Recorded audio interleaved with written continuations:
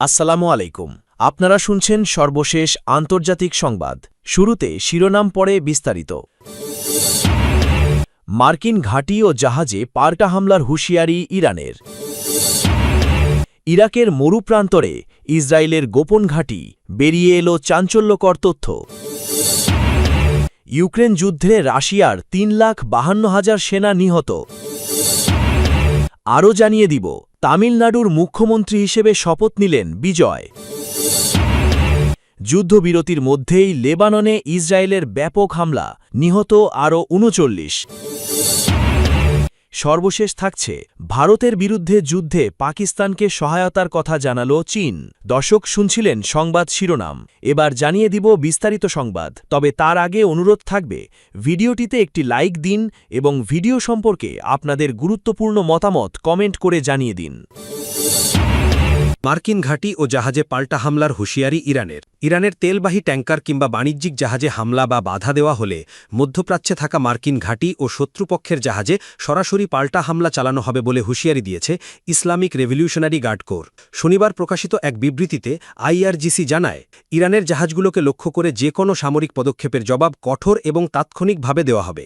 Oman উপসাগরে মার্কিন হামলায় 2টি ইরানি ট্যাঙ্কার ক্ষতিগ্রস্ত হবার একদিন পরই এ হুঁশিয়ারি এলো। ইরানি গণমাধ্যমের বরাতে বলা হয়েছে, ইরানি ট্যাঙ্কার ও বাণিজ্যিক জাহাজে হামলা হলে অঞ্চলে থাকা আমেরিকার কোনো একটি ঘাঁটি ও শত্রুর জাহাজগুলোকে লক্ষ্য করে ব্যাপক আক্রমণ চালানো হবে। যুদ্ধ শুরু হবার পর থেকেই কার্যত হরমুজ প্রণালী নিয়ন্ত্রণে রেখেছে ইরান। এর ফলে পারস্য উপসাগরের শত শত জাহাজ আটকে পড়ে আছে। আটকে থাকা জাহাজগুলোকে নিরাপদে চলাচলের সুযোগ দিতে যুক্তরাষ্ট্র প্রজেক্ট ফ্রিডম নামে নৌ অভিযান শুরু করার ঘোষণা দিলেও ইরানের হামলার আশঙ্কায় তা দ্রুত স্থগিত করা হয়। ইরানের দাবি, 7 মে হরমুজ প্রণালীতে প্রবেশের সময় যুক্তরাষ্ট্র 2টি ইরানি জাহাজে হামলা করেছে এবং কেশ দ্বীপ সহ কয়েকটি উপকূলীয় এলাকায় আঘাত হানে। জবাবে ইরানও মার্কিন যুদ্ধজাহাজ লক্ষ্য করে হামলা চালিয়েছে বলে জানিয়েছে।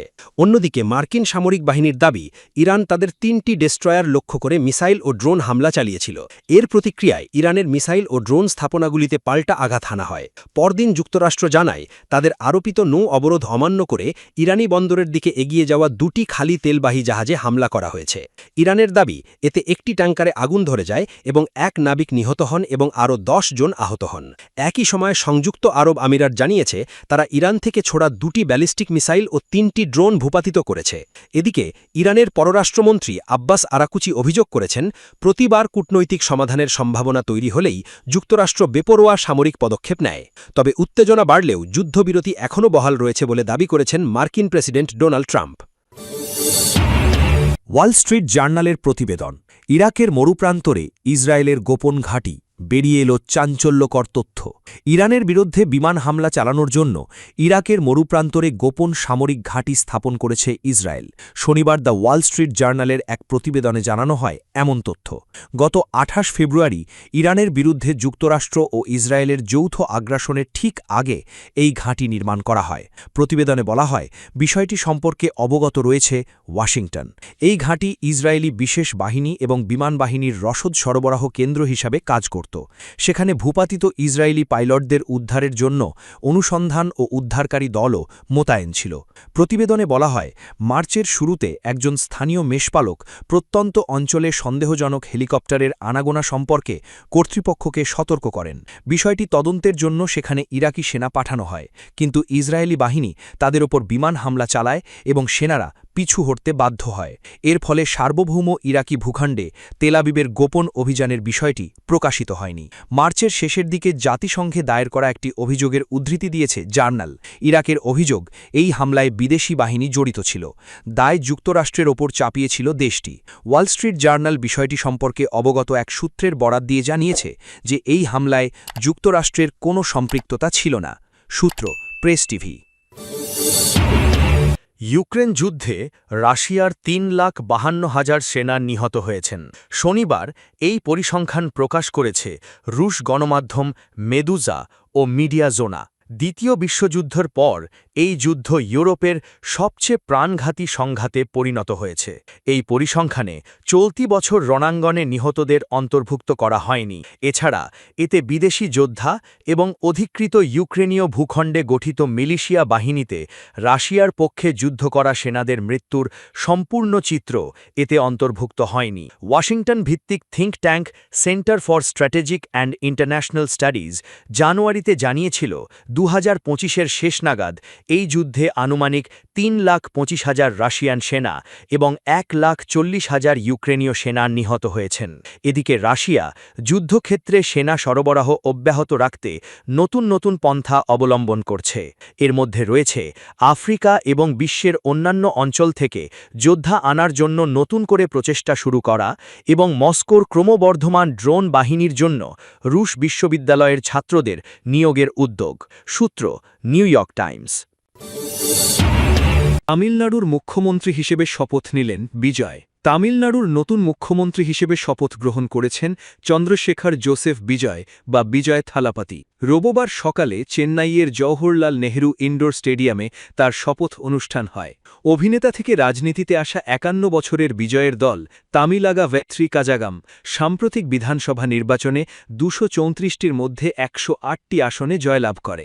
তবে সরকার গঠনের প্রয়োজনীয় সংখ্যাগরিষ্ঠতা নিশ্চিত না হওয়ায় আটকে যায় তার শপথ গ্রহণ। টানা 5 দিন প্রয়োজনীয় সংখ্যাগরিষ্ঠতা নিশ্চিতে আলোচনা ও গভর্নরের সঙ্গে 4 দফা বৈঠক করতে হয় তাকে। শেষ পর্যন্ত কংগ্রেসের 5 জন, বিধুথালায় চিরুথাইগাল কাচ্চির 2 জন, ভারতের কমিউনিস্ট পার্টি ও ভারতের কমিউনিস্ট পার্টি অফ ইন্ডিয়ার মার্ক্সবাদীর 2 জন এবং ইন্ডিয়ান ইউনিয়ন মুসলিম লীগের 2 বিধায়কের সমর্থন নিয়ে বিজয় সংখ্যাগরিষ্ঠতা অর্জন করেন। 2টি আসন থেকে নির্বাচিত হওয়ায় 1টি আসন ছাড়তে হবে বিজয়কে। এরপরেও তার জোটের মোট সদস্য সংখ্যা দাঁড়াবে 120 জনে। এই সরকার গঠনের মাধ্যমে প্রায় 60 বছর পর তামিলনাড়ুতে ডিএমকে ও এআইএডিএমকের বাইরে অন্য কোনো দলের সরকার প্রতিষ্ঠিত হল। তামিলনাড়ুর মুখ্যমন্ত্রী। যুদ্ধবিরতির মধ্যেই ইসরায়েলের ব্যাপক হামলা, নিহত আরও 39 জন। চলমান যুদ্ধবিরতির মধ্যেই ইসরায়েলের সামরিক অভিযানে লেবাননে অন্তত 39 জন বেসামরিক নাগরিক নিহত হয়েছেন। স্থানীয় সময় শনিবার 9 মে লেবাননের দক্ষিণাঞ্চলের টাইর শহর জুড়ে একের পর এক বিমান হামলা চালায় ইসরায়েল। টাইরের কাছে বুদিয়াস, নাবাতিহে, বিনতে জবেল ও সাইদার বিভিন্ন এলাকায় হামলার খবর পাওয়া গেছে। সবচেয়ে ভয়াবহ হামলাগুলোর একটি হয় সাকসাকিয়ে এলাকায়, যেখানে বাস্তুচ্যুত মানুষদের আশ্রয় দেওয়া একটি ভবনে অভিযান চালানো হয়। এছাড়া সাদিয়াত, নাহারাইন, হাবুস ও মেফদুনের এলাকাতেও প্রাণহানির খবর পাওয়া গেছে। ধ্বংসস্তূপে আটকে পড়াদের উদ্ধারে কাজ করছে লেবাননের সিভিল ডিফেন্স। লেবাননের স্বাস্থ্য মন্ত্রণালয় জানিয়েছে, ইসরায়েলের তীব্র হামলায় শনিবার অন্তত 39 জন নিহত হয়েছেন। এর মধ্যে দক্ষিণাঞ্চলীয় শহর সাকসাকিয়েহে একটি শিশুসহ অন্তত 7 জন নিহত হয়েছে। অন্যদিকে পাল্টা হামলা অব্যাহত রেখেছে হিজবুল্লাহ। সংগঠনটি দাবি করেছে, তারা দক্ষিণাঞ্চলের বিভিন্ন এলাকায় ইসরায়েলি অবস্থান লক্ষ্য করে গোলাবর্ষণ ও ড্রোন হামলা চালিয়েছে। নেতানিয়াহু বাহিনীর দাবি, সীমান্তের কাছে হিজবুল্লার একটি ড্রোন বিস্ফোরণে 3 সেনা আহত হয়েছে, যাদের একজনের অবস্থা আশঙ্কাজনক। একই সঙ্গে দক্ষিণ লেবাননে অভিযান চালানো সেনাদের লক্ষ্য করে একাধিক প্রজেক্টাইল ছোড়ার কথাও জানিয়েছে তেল আবিব। ইসরায়েল সরকার ও হিজবুল্লার মধ্যে গত 16 এপ্রিল থেকে যুদ্ধবিরতি চলছে। 2 পক্ষের হয়ে এই যুদ্ধবিরতি ঘোষণা করেন যুক্তরাষ্ট্রের প্রেসিডেন্ট ডোনাল্ড। যদিও যুদ্ধবিরতির মধ্যেই 2 পক্ষ একে অপরের বিরুদ্ধে একাধিকবার অস্ত্র তুলে নিয়েছে। এদিকে হাসপাতাল, অ্যাম্বুলেন্স ও জার্নালিস্টদের ওপর হামলার নিন্দা জানিয়েছেন ইউরোপীয় ইউনিয়নের সংকট ব্যবস্থাপনা প্রধান হাজ্জা লাবিব। লেবানন সফরে তিনি বলেন, মানবিক সহায়তা প্রস্তুত থাকলেও অনেক ক্ষেত্রেই তা ক্ষতিগ্রস্ত মানুষের কাছে পৌঁছানো যাচ্ছে না। আন্তর্জাতিক মানবাধিকার আইন মেনে চলার আহ্বানও জানান তিনি। এই উত্তেজনার মধ্যেই আগামী 14 ও 15 মে ওয়াশিংটনে দ্বিতীয় দফা ইসরায়েল লেবানন আলোচনা আয়োজনের ঘোষণা দিয়েছে যুক্তরাষ্ট্র। তবে বৈরুত বলছে, আলোচনা শুরুর আগে ইসরায়েলকে হামলা বন্ধ করতে হবে। বিশ্লেষকদের মতে, চলমান হামলা পাল্টা হামলার মধ্যে যুদ্ধবিরতি ধরে রাখা ক্রমেই কঠিন হয়ে উঠছে এবং পরিস্থিতি আবারও পূর্ণমাত্রার সংঘাতে রূপ নিতে পারে। ভারতের বিরুদ্ধে যুদ্ধে পাকিস্তানকে সহায়তার কথা জানালো চীন। গত বছর ভারত পাকিস্তান সংঘাতে পাকিস্তান বিমান বাহিনীকে প্রযুক্তিগত সহায়তা দেওয়ার কথা প্রথমবারের মতো স্বীকার করেছে চীন। চীনের রাষ্ট্রায়ত্ত সংবাদ মাধ্যম সিসিটিভিতে প্রকাশিত এক সাক্ষাৎকারে এই তথ্য উঠে আসে। সাউথ চাইনা মর্নিং পোস্টের প্রতিবেদনে বলা হয়, চীনের রাষ্ট্রায়ত্ত Chengdu aircraft design and research ইনস্টিটিউটের প্রকৌশলী জ্যাং হ্যাং সাক্ষাৎকারে পাকিস্তানের জন্য প্রযুক্তিগত সহায়তার বিষয়টি তুলে ধরেন। সিসিটিভির প্রতিবেদনে দাবি করা হয়, সংঘাতের সময় চীনের তৈরি J-10CE যুদ্ধবিমান ভারতের একটি ফরাসি নির্মিত রাফাল যুদ্ধবিমান ভূপতিত করেছিল। পাকিস্তান বিমান বাহিনীর বহরে থাকা J-10CE যুদ্ধবিমান তৈরি করেছে চীনের রাষ্ট্রায়ত্ত এভিয়েশন ইন্ডাস্ট্রি কর্পোরেশন অফ চায়নার সহযোগী প্রতিষ্ঠান। জ্যাং হ্যাং বলেন, যুদ্ধের সময় তারা নিয়মিত যুদ্ধবিমানের গর্জন ও হামলার সতর্ক সংকেত শুনতেন। তীব্র গরমের মধ্যেও প্রযুক্তিগত সহায়তা নিশ্চিত করতে তাদের কাজ চালিয়ে যেতে হয়েছে। তার মতে, যুদ্ধ সরঞ্জাম যেন পূর্ণ সক্ষমতায় পরিচালিত হতে পারে সেই লক্ষ্যেই যারা কাজ করেছেন। তিনি এটিকে শুধুমাত্র J-10CE যুদ্ধবিমানের সক্ষমতার স্বীকৃতি নয়, বরং দুই দেশের যৌথ কাজের গভীর সম্পর্কের প্রতিফলন বলেও উল্লেখ করেন। ভারত নিয়ন্ত্রিত কাশ্মীরের পেহেলগ্রামে গত বছর 22 এপ্রিল পর্যটকদের ওপর প্রাণঘাতী হামলায় ২৬ জন নিহত হওয়ার পর ভারত পাকিস্তানের বিরুদ্ধে জঙ্গি সম্পৃক্ততার অভিযোগ তোলে। যদিও পাকিস্তান তা অস্বীকার করে। এর জেরে ৭ মে ভারত পাকিস্তান ও পাকিস্তান নিয়ন্ত্রিত কাশ্মীরে মিসাইল হামলা চালায়। পাল্টা জবাব দেয় পাকিস্তানও। ৪ দিন ধরে চলা এই সংঘাত শেষে যুদ্ধবিরতিতে সম্মত হয় দুই দেশ।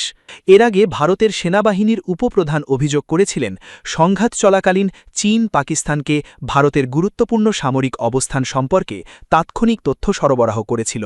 তবে তখন চীন আনুষ্ঠানিকভাবে এই বিষয়ে কোনো মন্তব্য করেনি। এদিকে মার্কিন অফিসারদের বরাতে রয়টার্স জানিয়েছিল, পাকিস্তানের J-10 যুদ্ধবিমান অন্তত একটি ভারতীয় রাফাল ভূপতিত করেছিল। ঘটনাটি আন্তর্জাতিক সামরিক অঙ্গনে ব্যাপক আলোচনার জন্ম দেয়।